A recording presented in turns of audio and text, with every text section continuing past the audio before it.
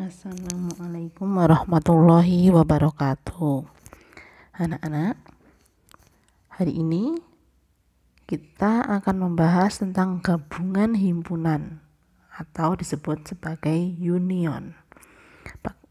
Pertemuan kemarin kita sudah membahas tentang irisan, yaitu anggota yang sama. Nah, untuk kali ini gabungan himpunan. Bagaimana tentang gabungan himpunan? Mari kita simak penjelasan berikut. Pengertian gabungan dua himpunan. Himpunan semua anggota A atau anggota B merupakan gabungan himpunan A dan B. Secara matematis, gabungan dua himpunan dinyatakan dengan notasi pembentuk himpunan di bawah ini. A gabungan B sama dengan X, di mana X itu adalah anggota A atau X anggota B. Untuk menentukan gabungan dua himpunan, ada beberapa kemungkinan. Yang pertama, himpunan yang satu merupakan himpunan bagian dari himpunan yang lain. Yang kedua, kedua himpunan tersebut sama. Yang ketiga, himpunan yang saling lepas. Dan yang keempat, dua himpunan yang tidak saling lepas. Biar lebih jelas lagi, perhatikan penjelasan berikutnya. Yang pertama, himpunan yang satu merupakan himpunan bagian dari himpunan yang lain. Bagaimana cara mencari gabungannya? Jika gabungan dari dua himpunan, di mana himpunan A memuat himpunan B, maka A gabungan B adalah himpunan A sendiri. Biar agak jelas kayak gini. Misal ada diagram Venn ya. S. Himpunan A memuat himpunan B. Itu kalau digambarkan seperti ini. Ini himpunan B. Himpunan B ini ada di dalam himpunan A. Nah, jika ditanya A gabungan B, ya kita gabungkan A gabungan B yang mana? A gabungan B ini ya segini, ini A gabungan B. Nah, jadi kalau B itu bagian dari A, maka A gabungan B adalah himpunan A itu sendiri. Gitu. Untuk lebih jelasnya nanti dicontoh. Yang kedua, himpunan yang satu merupakan bagian dari himpunan yang lain, masih sama. Jika gabungan dari dua himpunan di mana himpunan A memuat himpunan B, maka gabungan A dan B adalah himpunan A itu sendiri. Ini masih sama seperti yang tadi. Kemudian jika kedua himpunan sama, karena dua himpunan itu sama, jika digabungkan, maka gabungannya adalah himpunan itu sendiri. Kalau digambar dengan diagram Venn, di sini ada himpunan jika A sama dengan B. A sama dengan B. Nah, kemarin kalau sama dengan kan seperti ini. Hanya ada satu lingkarannya, A sama dengan B. Berarti gabungan dari A dan B yaitu himpunan ini sendiri. Maka di sini sifat gabungannya adalah jika A sama dengan B, maka A gabungan B itu sama dengan himpunan A, sama juga dengan himpunan B. Karena anggotanya sama. Dua himpunan yang tidak saling lepas. Perhatikan penjelasannya. Jika dua himpunan tidak saling lepas, maka gabungannya adalah menggabungkan setiap elemen dari kedua himpunan tersebut. Tetapi elemen irisannya hanya dihitung satu kali. Himpunan yang tidak saling lepas itu kalau digambarkan dengan diagram Venn seperti ini, tidak saling lepas berarti gandengan. Nah, ini A, ini B. Kalau ditanya A gabungan B, A gabungan B itu di sini. Nah, set yang besar arsen ini. A gabungan B siapa? Anggota A digabung anggota B. Tapi yang di tengah ini, irisannya ini, anggotanya hanya ditulis satu kali saja. Jadi angka yang sama ditulis hanya satu kali saja. Itu kalau mengerjakan gabungan. Himpunan yang saling lepas. Nah, himpunan saling lepas itu seperti apa? Masih ingat enggak? Bentar, himpunan saling lepas. Kalau digambar dengan diagram Venn, himpunan saling lepas itu seperti ini. Nah, tidak bergandengan, berdiri sendiri. Jika dua himpunan saling lepas, maka gabungannya adalah menggabungkan semua elemen atau anggota dari kedua himpunan tersebut. Berarti kalau di sini ditanya A gabungan B, anggota A kamu tulis, anggota B kamu tulis. Anggota A siapa? Tulis semuanya. Terus anggota B juga siapa? Tulis semuanya di sini. Penulisannya kalau itu angka berarti harus urut dari kecil ke besar. Kalau abjad ya dari urut dari abjad depan ke abjad belakang gitu nggih. Kalau beda yang lain yang penting anggota A dan anggota B jadi satu di situ. Ya, biar lebih paham langsung ke contoh. Jika A anggotanya 1, 2, 3, 4, B anggotanya 2, 3, 5, 7, 8, maka A gabungan B adalah digabung anggota A, anggota B. 1, 2, 3, 4, gabungkan dengan anggota B. Ini angka 2, angka 3 sudah ada di depan tadi, berarti langsung angka 5, 7, 8. Jadi A gabungan B adalah 1, 2, 3, 4, 5, 7, 8. Ingat, anggota yang sama ini tidak ditulis lagi atau hanya ditulis satu kali. Soal ini kalau digambar dalam diagram Venn, nih bentuknya seperti ini. Ada anggota yang sama berarti dia pasti beririsan. Contoh yang kedua, anggota A, A, B, C, D, E, F.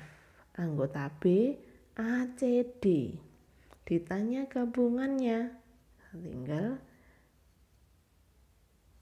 kita tandai saja A, B, C, D, E, F. Oh lah ini A, C, D sudah ada di depan tadi, berarti tidak usah ditulis. Maka A gabungan B adalah anggota A juga, A, B, C, D, E, F. Nah, karena B adalah bagian dari A, maka A gabungan B itu sama dengan anggota himpunan A. Kalau digambar dengan diagram Venn seperti ini. Nih.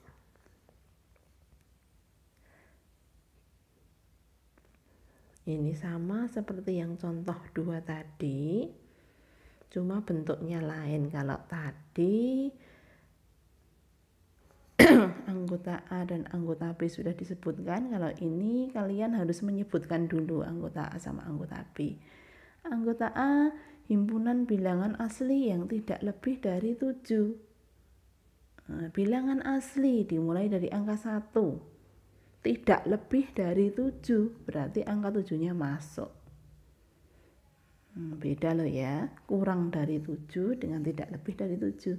Kalau kurang dari 7 itu 7-nya nggak masuk. Tapi kalau tidak lebih dari 7 berarti 7-nya ikut. B. Himpunan bilangan ganjil yang tidak lebih dari 7. Nah, bilangan ganjil yang tidak lebih dari 7 adalah 1, 3, 5, 7. Kalau digabungkan ya tinggal digabung aja.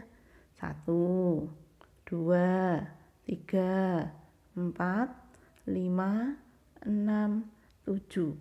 Gabungkan dengan B. Oh, ternyata anggota B sudah ada di A. Ya sudah, berarti A gabungan B adalah anggota A saja. 1, 2, 3, 4, 5, 6, 7. Ini kalau digambarkan seperti ini. Contoh yang keempat kurang lebih sama. Ini bentuknya seperti ini, berarti kalian juga harus menyebutkan anggota-anggotanya dulu, baru nanti digabungkan.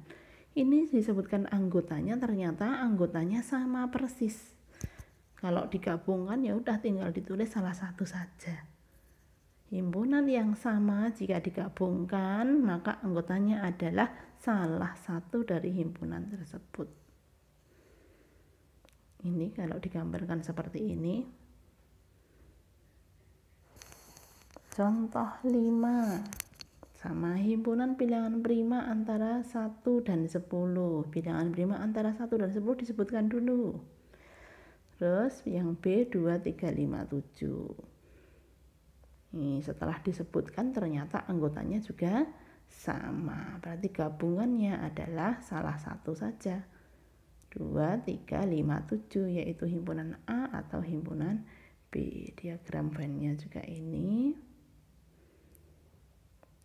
Untuk contoh yang ke-6,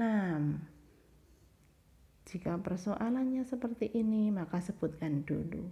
Himpunan A adalah bilangan ganjil kurang dari 10, 1, 3, 5, 7, 9. Himpunan B bilangan cacah genap. Cacah genap. Kalau ada bilangan cacah berarti dia mulainya dari angka 0. Cacah genap kurang dari 10 berarti 0, 2, 4, 6, 8. Kita lihat di sini anggota A sama anggota B tidak ada yang sama. Maka A gabungan B digabungkan saja ini. Tulis semuanya dan urut yang kecil. 0, 1, 2, 3, 4, 5, 6, 7, 8, 9. Kalau digambarkan seperti ini, dia himpunan yang saling lepas karena tidak ada yang sama. Contoh ke-7 juga sama caranya mengerjakan. Disebutkan dulu anggota-anggotanya, baru nanti bisa dicari gabungannya. Ini anggota A 1, 4, 9, 16, 25, anggota B 4, 8, 12, 16, 20, 24. Tinggal digabungkan saja. Ada anggota yang sama, yaitu 4 dan 16. Maka 4 dan 16 cukup ditulis satu kali. Salah satu saja yang ditulis. Jadi A gabungan B 1, 4, 9, 16, 25. 4-nya ini enggak dipilih lagi. 8, 12, 16-nya enggak dipilih lagi. 20, 24. Diurutkan 1, 4, 9, 8, 1, 4, 8, maaf ya tadi keliru, 9, 16, 20, 24, 25, urut dari kecil. Kalau digambar seperti ini. Nah, bagaimana dengan soal cerita? Ya. Untuk menyelesaikan soal cerita, caranya adalah dengan menggunakan diagram Venn. Di antara sekelompok siswa yang terdiri dari 57 orang, ternyata 40 orang suka makan bakso, 32 orang suka makan soto, 17 orang suka keduanya. Yang pertama, gambarlah diagram Venn-nya. Yang kedua, berapa banyak siswa yang suka bakso atau soto? Yang ketiga, berapa banyak siswa yang tidak suka makan keduanya? Nah, kalau ada kata atau seperti ini mengindikasikan yang ditanyakan apa? Gabungannya. berapa banyak siswa yang suka bakso atau soto. Berarti kalau ditulis dalam kalimat matematika, B, bakso misalkan dengan B ya, gabungan S. Nah, untuk mengerjakannya harus kita buat diagram Venn dulu. Diagram Venn S ada 2 buah himpunan, bakso sama soto. Untuk menggambar diagram Venn, yang pertama kali ditulis adalah irisannya atau yang suka kedua-duanya. Berapa? 17. Terus yang di sini berapa? Yang bakso sini berapa? Yang hanya suka bakso. Nah, di situ tadi dijelaskan bahwa yang suka bakso 40. Lingkaran bakso ini nanti akan ada 40 orang. Tapi di dalam sini sudah ada 17. Berarti sisanya berapa yang di sini? 40 dikurangi 17, yaitu 23. Jadi jangan ditulis 40 ya, karena sudah ditulis di sini 17. Jadi yang di luar sini adalah sisanya. Yang suka bakso saja itu sisanya. Terus yang suka soto saja ini juga sisanya. 32 sudah ada 17. Berarti 32 dikurangi 17 yaitu 15. Ingat jangan ditulis langsung 32 tapi dikurangi dulu dengan 17. Karena yang suka soto itu ada di dalam lingkaran soto, ternyata sudah ada 17 orang. Berarti yang di luar irisan ini tinggal sisanya. Nah, diagram Venn-nya sudah selesai belum? Belum. Di situ anggotanya terdiri dari 57 orang. Coba kita cek. Ini berapa? 23 tambah 17 tambah 15. 40, 55. 55 baru 55, padahal tadi di sini siswanya terdiri dari 57. Berarti kurang berapa? 2. Yang 2 ditulis di mana? Yang 2 ditulis di luar sini, 2. Jadi pas dalam diagram Venn itu harus menunjukkan jumlah semestanya. Semestanya ada 57 orang, berarti kalau ini dijumlah semua juga harus 57. Selesai diagram Venn-nya. Sekarang pertanyaannya, berapa banyak siswa yang suka bakso atau soto? Gabungannya berarti ya. Gabungannya berarti yang ada di dalam lingkaran bakso dan soto ini. Nah, tinggal kalian jumlah saja. 23 ditambah 17 ditambah 15. Berapa itu? 23 tambah 17 tambah 15, 55. Berapa banyak siswa yang tidak suka makan keduanya? Tidak suka, berarti yang di luar ini. Berapa? 2. Nah, gitu nggih caranya menyelesaikan soal cerita. Ini pembahasan yang bisa dilakukan tadi. Ini jawabannya, nanti tolong dihitung lagi. Nah, ini soal cerita 2, silahkan dipahami. Caranya hampir sama. Di sini sudah dijelaskan. Nah, yang terakhir adalah soal latihan. Di sini ada beberapa soal latihan. 1, 2, 3, 4, 5. Tugas kalian adalah kerjakan soal nomor 1 dan 5 saja. Tidak perlu semuanya. 1 dan 5 saja. Kerjakan di buku tugas. Seperti biasa, kirimkan lewat assignment yang ada. Jadi yang dikerjakan hanya soal nomor 1 dan 5. Gitu nggih. Mungkin itu aja yang bisa Bu Sari jelaskan. Terima kasih. Wassalamualaikum warahmatullahi wabarakatuh.